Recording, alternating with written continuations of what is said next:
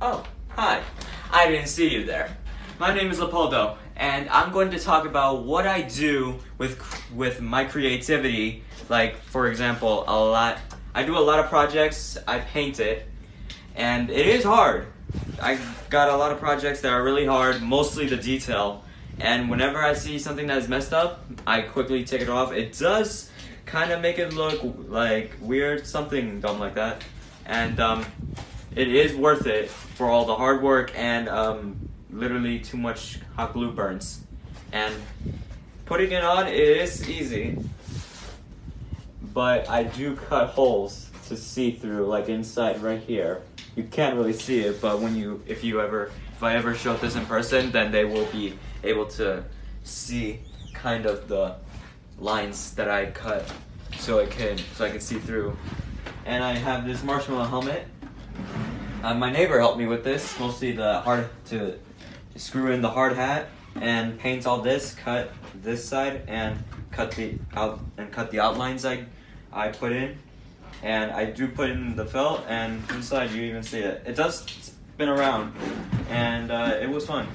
You got a Terminator arm. If you don't know the Terminator trilogy, then you're missing it out. This is the T-800 Terminator arm endoskeleton, and this is what's inside it. Mostly a lot of wires, and a lot of cardboard. I had to actually make it look like my own arm, so that it can be. It's not functional, like literally, but it is great for display. And if I ever had like a glass dome, like I can put it inside there. And maybe in the future, if I buy a Halloween skeleton, I can replace everything and make the T-800 endoskeleton. And you got Darth Vader's helmet. Now I know you're thinking, where's the other piece? Well, I haven't made that because I'm out of cardboard. And you might be wondering why is the lenses red, because in Rogue One and in New Hope, his lenses were red. This was the first model of the helmet and I downloaded some templates and this is how it went. It went good. I actually like how it went. You got felt down there so you can see everything. You got felt. Another piece of cardboard. Originally, this was gonna be removable. So it's gonna be like a two-piece helmet. Like there's gonna be a two-piece helmet where I could just put in each 3 pieces inside, and then you can like do the official. But that was hard. I tested that, and it was hard, like literally hard. So I decided to just glue it in and attach it to the helmet. Now I do a lot of other projects, like pretty much videos. I do a lot of videos on TikTok. I get credit for it. Live streams as well. And whenever somebody works with me on a video, the only thing that they should remember is pressure. Because sometimes when I always make a video, I want to have each take perfect, like so it doesn't look like lazy.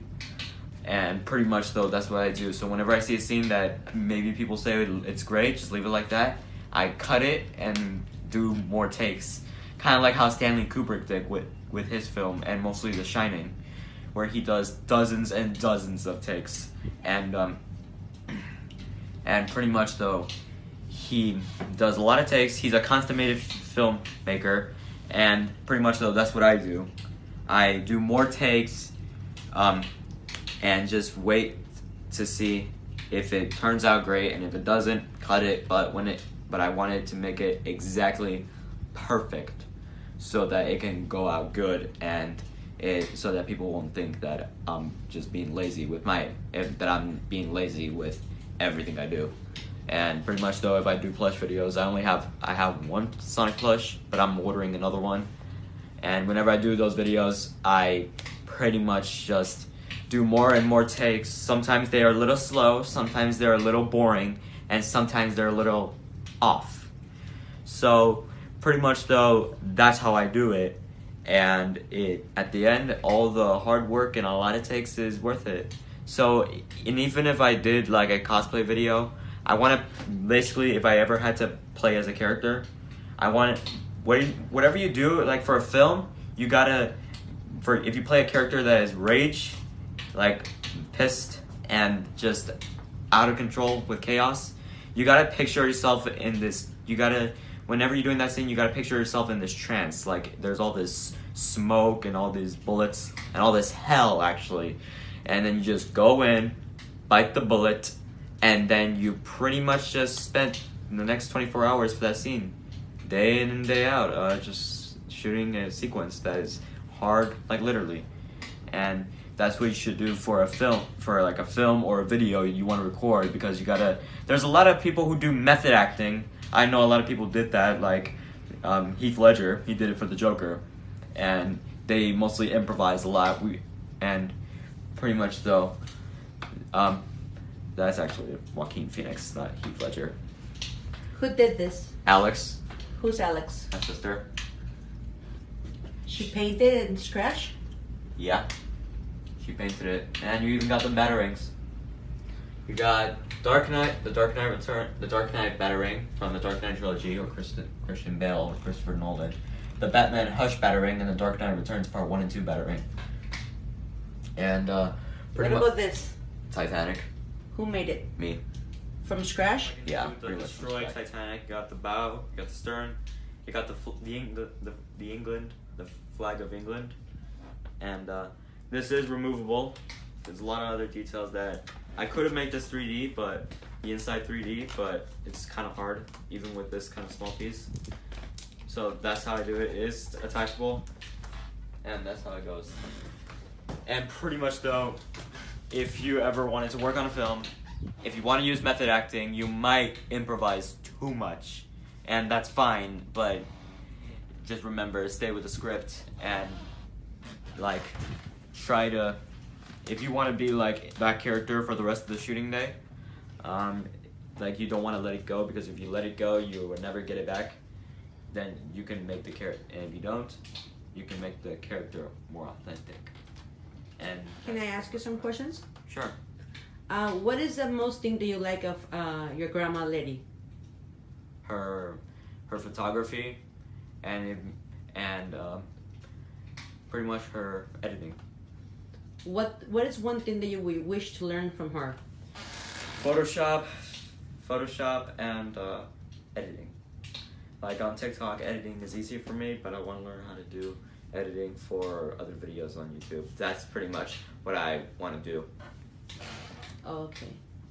So pretty much you are proud of your grandma? Yeah, I'm pretty much proud of her. And if she ever maybe works on a film, I would like the cinematography. If like art films, pretty much, for example. What message can you send to your grandma? That she is very great at editing. She's great at Photoshop, very great at taking photos, and also funny.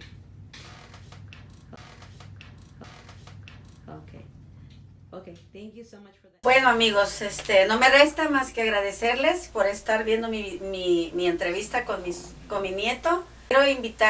Les quiero invitar a cuidarse. Cuídense mucho, en el trabajo igualmente, guardar las distancias. Recuerden que la vida es lo más preciado que Dios nos da. Los invito a ustedes, amigos. Inviten a sus hijos a interactuar con ustedes, a armar rompecabezas, y contar cuentos, historias, jugar. Recuerden, por favor, cuídense mucho. Les agradezco muchísimo el que en este momento estén viéndome. Por favor, inscríbanse a mi canal, denle like, comenten lo que no les gusta de mí para corregirme y ser mejor para ustedes. Muchísimas gracias, los quiero mucho.